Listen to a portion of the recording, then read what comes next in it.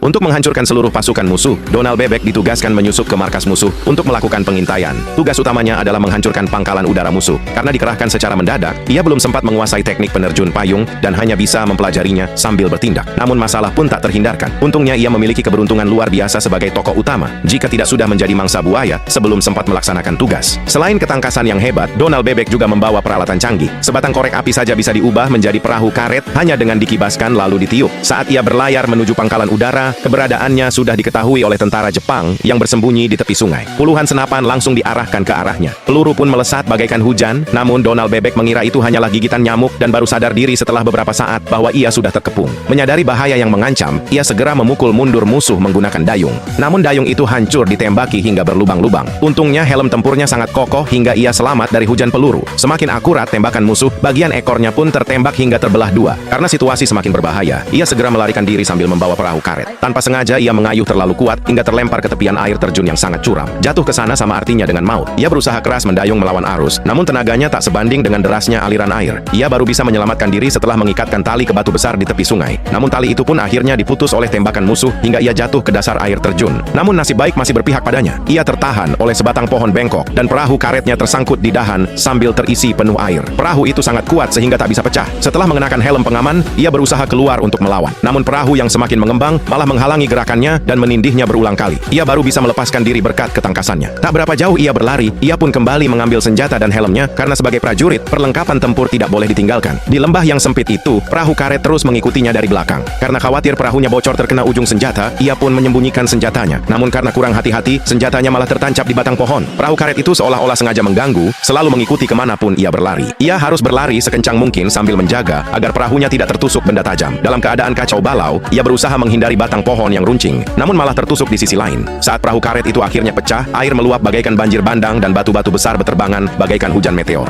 Donald Bebek terus berlari menyelamatkan diri. Sebuah batu raksasa yang jatuh ke tanah membuat retakan tanah yang terus mengikutinya. Tanpa disangka-sangka, di bawah tebing itu ternyata adalah pangkalan udara musuh. Ia merasa senang, namun juga khawatir. Namun ia bertekad untuk menghancurkan pangkalan itu meski harus mengorbankan nyawanya. Tetapi pahlawan penjaga kedamaian takkan gugur semudah itu. Saat jatuh dari ketinggian, ia kembali tertahan oleh pohon bengkok yang sama. Banjir yang meluap itu akhirnya menghanyutkan seluruh pesawat musuh. Pesawat-pesawat itu terombang-ambing di air, ada yang tersangkut di dahan pohon, ada yang tergantung seperti ikan yang sedang dijemur, dan ada pula yang miring seolah-olah menyerah kalah. Banjir itu benar-benar menghancurkan seluruh kekuatan musuh. Sedangkan Donald Bebek dengan senang hati menuliskan laporan penyelesaian tugas dengan tulisan tangan yang sangat rapi dan indah.